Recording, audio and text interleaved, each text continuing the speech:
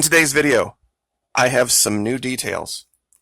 Looking closer at this region, I've found some things I hadn't seen before. Starting over here to the right, this giant cave opening where we found what looks like the image of a seated giant, and, more importantly, we found footprints that match the size of the image of the individual, whatever it is. There is a second set of footprints that I missed.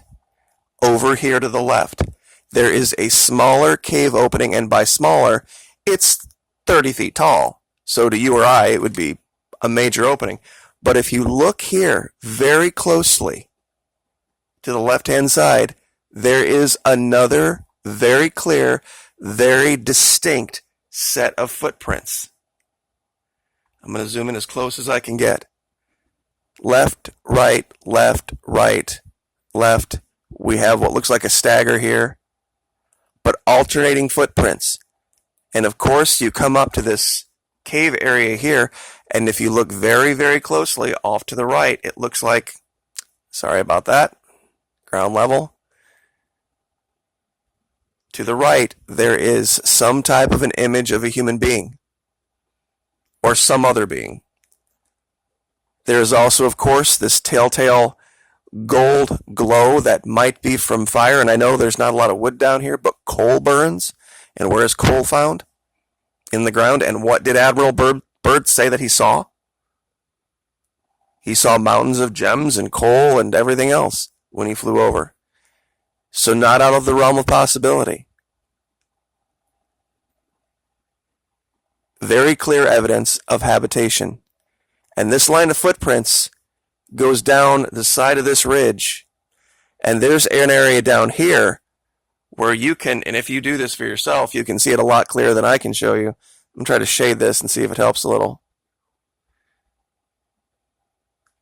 All sorts of footprints, all over down here, both on this side and on this side, leading up to this area. A lot of activity. Now, let me turn the lights back up real quick. Over here, by what we have labeled the Stargate, and I don't know how you can look at it and not unsee it. Or unsee it, I guess would be a better way to put that. Now, some people had said from the Stargate reference, well, there must be some type of a controller device nearby. There must be, some way to activate it. Look up and to the right. See this platform? This looks very much, and this looks exactly like a path right up to it. And this could be where they activate the thing.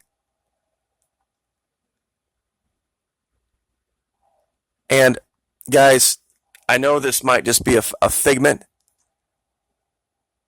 but let me see if I can get this to clear up. At this zoom level, it's very difficult to maintain the focus.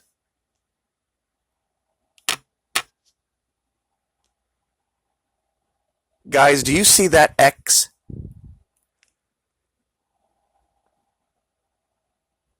I didn't put that there. There's no way to do that in Google Earth Pro.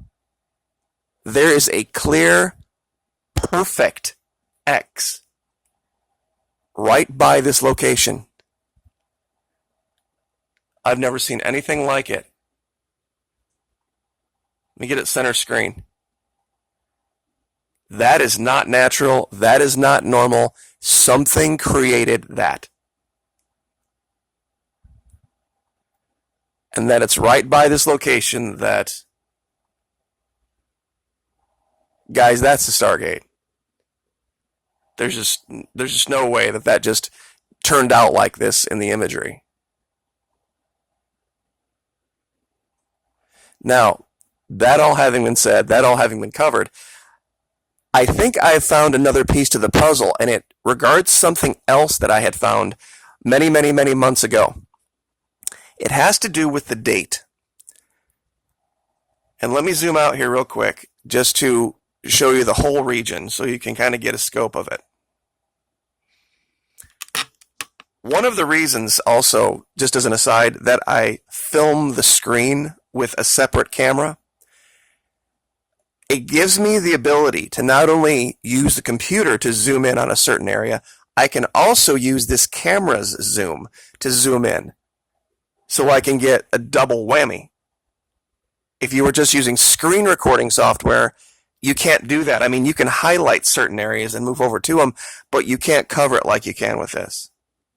And I know at times it can be blurry and a little annoying, but we've uncovered a great deal doing this technique. Now, this is the imagery from March 25th, 2011. This is the imagery from 12 of 2010. A massive change happened in that 3 to 4 month period. Now, what else happened in the world in March of 2011? That's right. The Japanese earthquake. Now, real quick, let me hop over there real quick. There we go. One of the most devastating earthquakes that's ever happened on the planet.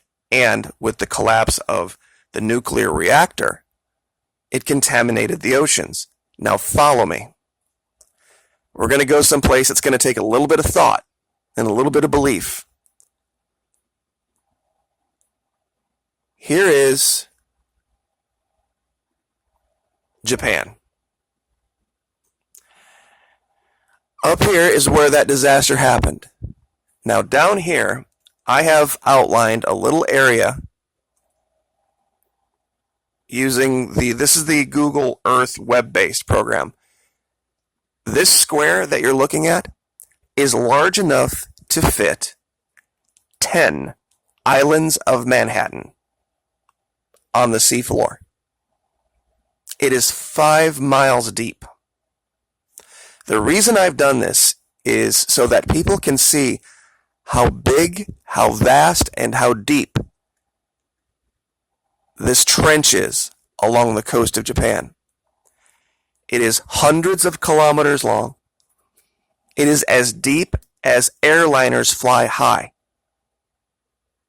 5 miles.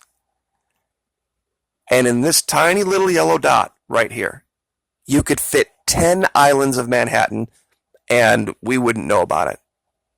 The vast majority of our deep oceans are not explored and they don't have any idea. Even when they went to the bottom of the Marianas Trench, they explored an area that you could fit inside first, second, third base and home plate. The infield of a baseball diamond. That's the majority of the area they explored. And in this little dot is 10 islands of Manhattan. Now, let's say this happened. Let's say, just for argument's sake, that there was some type of an ocean-going, ocean-living, existing, seafaring civilization that needed to get away from that radiation, as deadly to them as it is to us. Watch what happens if you follow the trench all the way around here, through the Solomon Islands, and you just stay in that deep trench all the way around. You could go around this way or you could go around this way. Comes out by New Zealand, and look where it spits out. It spits out right off the coast of Antarctica. And not just anywhere. This right here, this is the region that we're looking at. I wonder if what we're looking at is 2 weeks after that disaster, the evidence of a seafaring civilization being forced to come ashore in Antarctica and start over and get underneath the ice as so as not to be discovered. Let me show this again. Starting where the disaster happened in Japan. If you just follow the trench, if they had just decided to stay in the deep ocean and follow these trenches, They could have followed the trenches all the way to Antarctica, and where they would have popped out, I'm going to orient this so you can see it.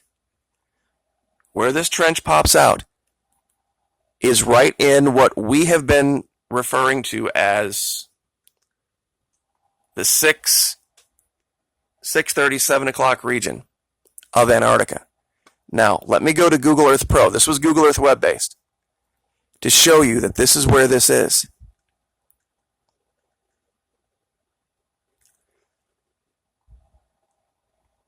Let me reorient this.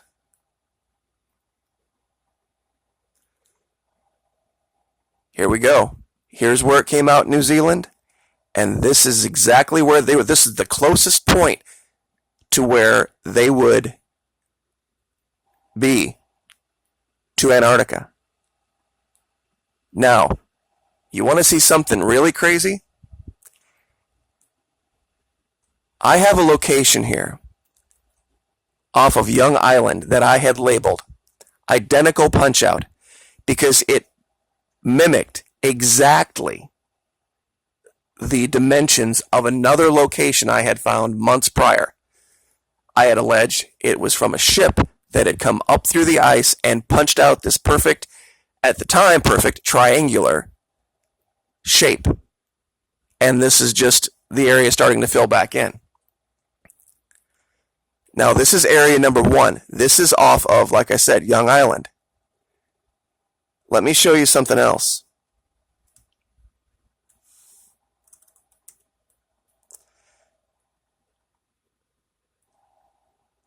We're going to fly over to the other side. And this is also, strangely enough, right off of another island. But this one has frozen over. Now, here's the curious part about this. This image is from November of 2005. This is 11 months after the Indian Ocean earthquake. If they had taken an image here, even 6 or 8 months prior, they didn't, unfortunately, you would have seen an exact same image that you saw at the other location. It looks like when there are these major earthquake events, it causes seafaring civilization types to become more active and leave the oceans. It affects them as much as it affects us. So look at that shape. The dimensions are identical. I had measured them in another video.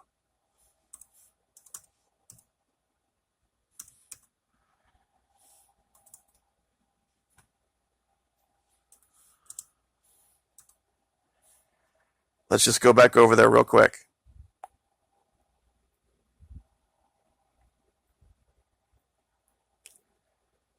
It's the exact same shape, just facing the other way.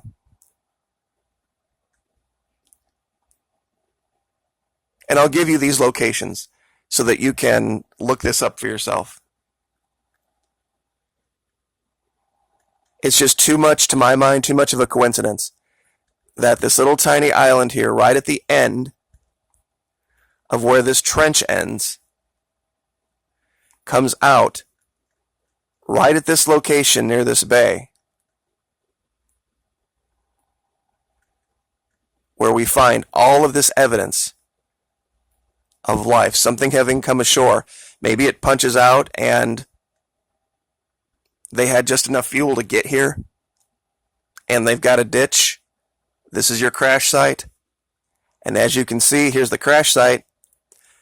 This could be radioactive material for all we know from the problem in Fukushima. All this yellow, all this glow could be part of it. As you can see, there's an exit here. There's a much larger trench here. This looks like where they started to dig, started to get underneath the ice for protection. Maybe they live in the deep oceans because they have a problem dealing with the rays from our sun, and they have to have some type of protection. And they start digging in and getting underneath, and They only vent to get oxygen, or for whatever reason. One thing I know for sure is that this is not just normal activity. And I know that's kind of a leap. I really do. That looks like another human figure right there. It really does.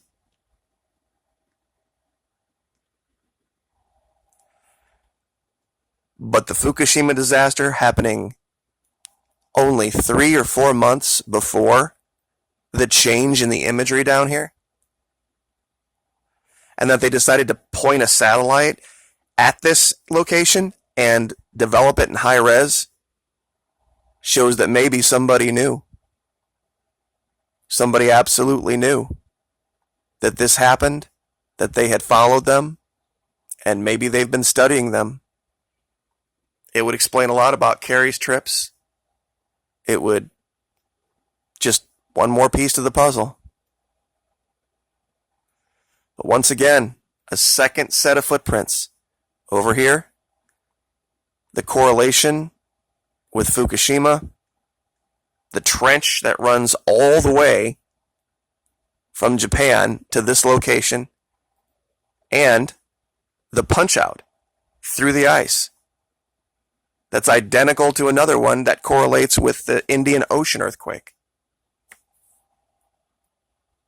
It's pretty much all there if you want to see it.